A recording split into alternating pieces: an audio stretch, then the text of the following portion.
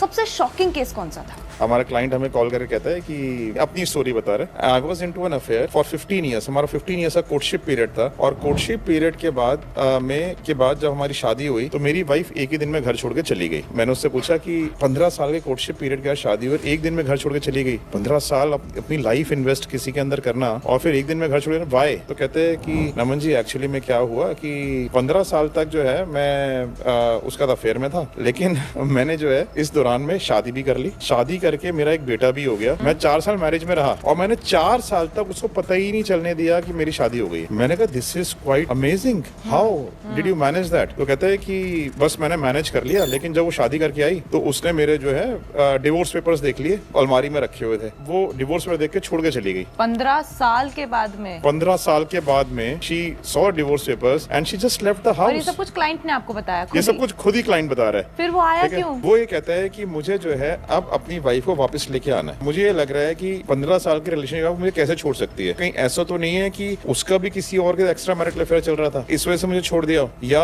क्या रीजन है जिसकी वजह से, क्योंकि एक डिवोर्स के ऊपर क्यों छोड़ दिया सिर्फ मुझे कि मेरा डिवोर्स तो हो चुका है ना मेरा उसके साथ? मतलब इट वाज शॉकिंग डिस्कवरी। मैंने उसको ये बताया, मैंने कि आप एक बात बताओ कि like did you do justice to her? क्या आपने उसको बताया था honestly when you were into a relationship with her कि आप ऑलरेडी शादी कर चुके हो और आपका ऑलरेडी एक बच्चा भी हो चुका है? कोई भी लेडी आपके घर में आएगी और उसको नई डिस्कवरी होगी, she will immediately leave the house. कहते हैं कि नमन जी प्लीज आप मुझे सिर्फ भी ये बता दो कि कहीं अफेयर तो नहीं है। We found out obviously and there was no affair, but discovery इसलिए शॉकिंग थी बिकॉज ऐसे केसेस ना बड़े आपको शेक कर जाते हैं कि like how come can a person do this.